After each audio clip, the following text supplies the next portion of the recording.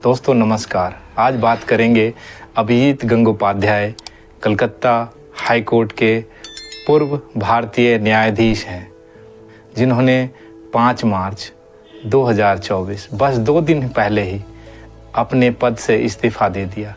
मतलब उन्होंने रिज़ाइन कर दिया और भाजपा के बैनर तले राजनीति में शामिल हो गए। इसलिए मिस्टर गंगोपाध्याय काफ़ी चर्चा में है, क्योंकि टीएमसी सरकार के खिलाफ कई फैसले लिए जिस पे सवालिया निशान लग रहे हैं। गंगोपाध्याय ने अपना कैरियर पश्चिम बंगाल सिविल सेवा WBCS अधिकारी के रूप में शुरू किया। वह उत्तरी दिनाजपुर में तैनात थे। इसके बाद उन्होंने नौकरी छोड़ दी और पीठ में पदोन्नति से पहले कलकत्ता उच्च न्यायालय में एक राज्य वकील के रूप में अभ्यास किया। वह 2 मई 2018 को अतिरिक्त न्यायाधीश के रूप में उच्च न्यायालय में शामिल हुए। वे 30 जुलाई 2020 को अस्थायी न्यायाधीश बने। जैसा कि मैंने बताया कि वे 5 मार्च 2024 को अपने पद से इस्तीफ़ा दे दिया और बीजेपी के बैनर तले राजनीति में शामिल हो गए। अभी सत्य हिंदी YouTube चैनल पर सुप्रीम कोर्ट के जाने माने सीनियर वकील प्रशांत भूषण और डॉक्टर मुकेश कुमार के बीच में बातचीत हो रही थी। उसमें वो बता रहे थे कि कलकत्ता हाई कोर्ट के जज अभिजीत गंगोपाध्याय उन्होंने अर्ली रिटायरमेंट ले लिया और अब 7 मार्च यानी जब मैं ये वीडियो रिकॉर्ड कर रहा हूँ तब वो बीजेपी ज्वाइन करने जा रहे हैं। हाई कोर्ट के जो जज हैं, हाई कोर्ट के जज अभिजीत गंगोपाध्याय, उन्होंने आज ऐलान किया है कि वो बीजेपी से चुनाव लड़ने जा रहे हैं। बीजेपी ज्वाइन करेंगे 7 मार्च को और चुनाव भी लड़ेंगे। इसको आप किस तरह से देखते हैं? ये अभिजीत महोदय लगातार तृणमूल कांग्रेस पर हमला करते रहे, जज होते हुए उनके खिलाफ फैसले सुनाते रहे और अब बीजेपी में चले। ये तो वही बात हो गई कि कोई जज जो है किसी कंपनी के हक में फैसला दे और उसके बाद रिजाइन करके वो कंपनी ज्वाइन कर ले। ये अभिजीत गंगोपाध्याय टीएमसी पर हमला करते रहे, जज रहते हुए टीएमसी के खिलाफ फैसले सुनाते रहे हैं और वे अब बीजेपी ज्वाइन करने का ऐलान किया है। तो प्रशांत भूषण जी ने इसके जवाब में कहा कि ये तो वही बात हो गई कि कोई जज किसी कंपनी के हक में फैसला देते रहे और उसके बाद जज अपने पद से रिज़ाइन करके वो कंपनी ज्वाइन कर ले। ये उसी तरह के राजनीतिक फैसले दिए तृणमूल कांग्रेस के खिलाफ और अब आप बीजेपी ज्वाइन कर रहे हैं जिसका भाजपा फ़ायदा उठा रही है। ये तो एक तरह का करप्शन ही हुआ और ये जजेस के कोड ऑफ कंडक्ट के बिल्कुल खिलाफ है और इसलिए इस जज के खिलाफ कायदे से डिसिप्लिनरी एक्शन होना चाहिए और इसकी पे पेंशन रुक जाना चाहिए और कोई जो इनके जजमेंट जो इन्होंने हाल में लिए हैं उस पे कोई विश्वास नहीं करेगा।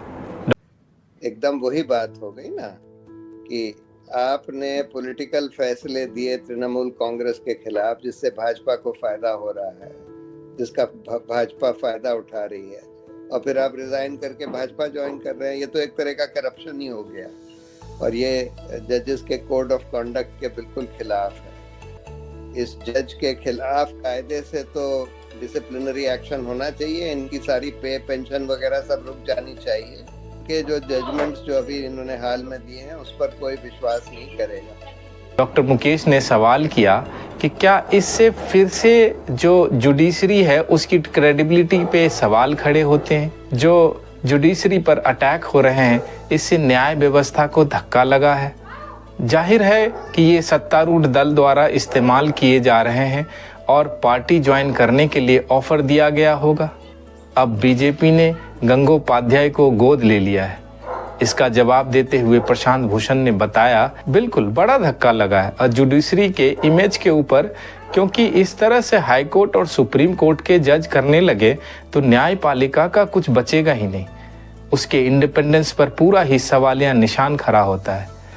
डॉक्टर मुकेश फिर सवाल करते हैं कि इससे पता चलता है कि इससे फिर से जुडिशरी की जो क्रेडिबिलिटी है उस पर धक्का लगा है और ये सत्तारूढ़ दल के जरिए ही हो रहा है, जाहिर है उसी ने ऑफर दिया होगा, वही इस्तेमाल कर रही होगी और उसी ने अब उन्हें गोद ले लिया। बिल्कुल बिल्कुल, क्योंकि अगर इस तरह से हाई कोर्ट या सुप्रीम कोर्ट के जज करने लगे तब तो फिर जुडिशरी का कुछ बचेगा नहीं, उसकी इंडिपेंडेंस पर पूरा ही सवालिया निशान खड़ा हो जाएगा। ये भी जाहिर करता है कि केंद्र सरकार, मोदी सरकार किस तरह से जजों का इस्तेमाल कर रही है। सुप्रीम कोर्ट में, हाई कोर्ट में हमने बहुत सारे ऐसे और जजेस को देखा है जिन्होंने इस तरह के फायदे उठाए हैं रिटायरमेंट के बाद या दूसरे तरह से। सुप्रीम कोर्ट में, हाई कोर्ट में हमने ऐसी कई मामले देखे हैं जिसमें जजेज ने इस तरह के कई फायदे उठाए हैं रिटायरमेंट के बाद या दूसरे तरह से। भूषण जी जवाब में बताते हैं कि हाँ, कि इस तरह के कई मामले हैं, जैसे कि जस्टिस खानविलकर, इन्होंने कई फैसले दिए, अहम फैसले सरकार के हक में, उनको लोकपाल बना दिया। उससे पहले जस्टिस अरुण मिश्रा, जिन्होंने बहुत सारे फैसले दिए थे सरकार के हक में, उनको नेशनल ह्यूमन राइट्स कमीशन का चेयरमैन बना दिया। इन सब लोगों ने सरकार के हक में फैसले दिए बड़े बड़े। रंजन गोगोई जिन्होंने राफेल का, अयोध्या के फैसले दिए, उनको राज्यसभा का मेंबर बना दिया। अभी एक जने थे जिन्होंने वो ज्ञानवापी मॉस्क का फैसला दिया, उनको किसी यूनिवर्सिटी का लोकपाल बना दिया। उससे पहले जस्टिस अरुण मिश्रा, जिन्होंने बहुत सारे फैसले दिए थे सरकार के हक में, उनको ह्यूमन राइट्स कमीशन का चेयरमैन बना दिया। और उसके पहले जस्टिस सदाशिवम, उनको गवर्नर बना दिया। और अभी हाल में जस्टिस नज़ीर को भी गवर्नर बना दिया।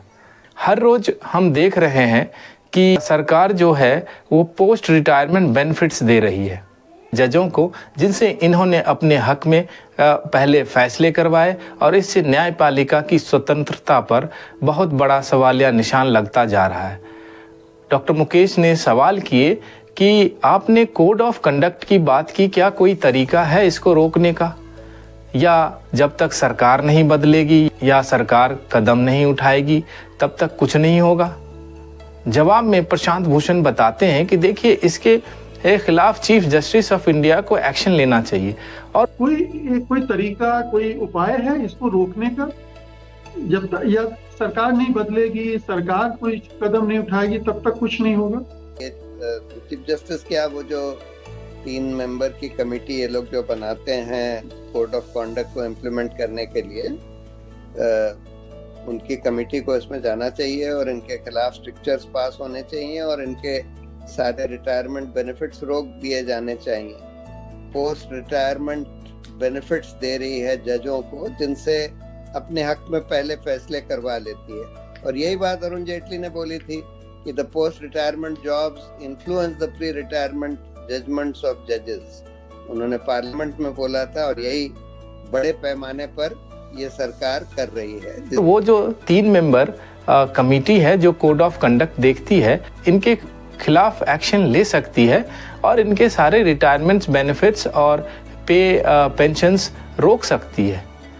और हालांकि इनसे इनको कोई ख़ास नुकसान अब नहीं होगा, क्योंकि पॉलिटिक्स में खुलेआम जाना चाहते हैं और गंगोपाध्याय ने भाजपा ज्वाइन कर लिया है और इनको टिकट भी मिल जाएगा। इस तरह से गंगोपाध्याय के हर वो फैसले जो उन्होंने तृणमूल कांग्रेस ममता बनर्जी सरकार के खिलाफ लिए, वो सारे फैसले शक के घेरे में आता है। ऐसे जज जो किसी धर्म, जाति, राजनीतिक पार्टी, सरकार या इंस्टीट्यूशन के तरफ झुकाव हो, तो वो भारत के कानून और संविधान के मुताबिक कैसे फैसला लेगा?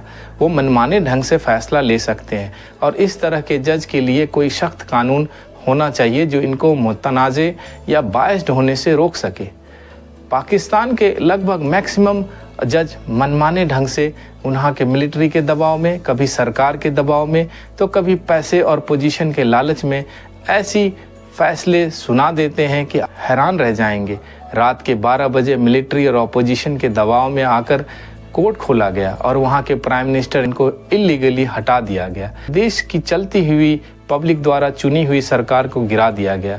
आज पाकिस्तान में जो करप्ट हैं वो ताकतवर भी हैं और जो ईमानदार हैं वो सब जेल में हैं या देश से बाहर रह रहे हैं डर से। पाकिस्तान एक बनाना रिपब्लिक हो गया है। आज पाकिस्तान में इतनी महंगाई है, आप यकीन नहीं कर सकते। गरीब आदमी रोज खाने को तरस रहे हैं और जो अमीर है वो मज़े ले रहा है। वहाँ एक जज सज़ा सुनाता है और दूसरा उसी सज़ा को ख़त्म कर देता है। अगर हम अपने इस भारत को महान बनाना चाहते हैं तो हमें अपने लोकतंत्र के तीनों स्तंभों को मजबूत रखना ही होगा, जिसमें विधायिका लेजिस्लेटिव, न्यायपालिका जुडिशरी, कार्यपालिका एग्जीक्यूटिव, लोकतंत्र के तीनों इम्पॉर्टेंट पिलर्स हैं। इनको अपनी अपनी जिम्मेदारी सही से निभानी पड़ेगी। डेविड जे सच्चर वर्तमान में यूनाइटेड स्टेट्स ऑफ अमेरिका के आर्कनसॉ में judicial discipline and disability commission के डायरेक्टर हैं और राज्य न्यायालयों के लिए वे राष्ट्रीय केंद्र के सलाहकार बोर्ड के सदस्य भी हैं। उन्होंने जुडिशियल डिसिप्लिन पर अपने विचार साझा करते हुए बताया कि नागरिक जो मानते हैं कि उनके न्यायाधीश यानी कि जज निष्पक्ष हैं, न्यायपालिका यानी कि जुडिशरी लोगों के विश्वास और भरोसे के बिना अस्तित्व में नहीं रह सकती। इसलिए न्यायाधीशों को कानून व नैतिक मानकों के प्रति जवाबदेह होना चाहिए। सरकार या और किसी भी अन्य शाखा से अधिक न्यायपालिका जनता के विश्वास की नींव पर बनी है। न्यायाधीश सेनाओं या पुलिस फोर्स को ऑर्डर नहीं देते हैं और वे कानून पास नहीं करते हैं। इनके बजाय वो कानून पर निर्णय देते हैं और जिन निर्णयों पर लोगों को विश्वास करना चाहिए कि वे सक्षम, वैध और स्वतंत्र न्यायिक अधिकारियों द्वारा दिए गए हैं, जनता का विश्वास न्यायपालिका पर बनी रहे, ऐसी न्यायिक व्यवस्था होनी चाहिए। दोस्तों, अगर आपने वीडियो को लाइक नहीं किया है तो प्लीज़ लाइक कर लें, सब्सक्राइब नहीं किया है तो प्लीज़ सब्सक्राइब कर लें। आज के लिए इतना ही। Thank you for watching. Have a great day. जय हिंद।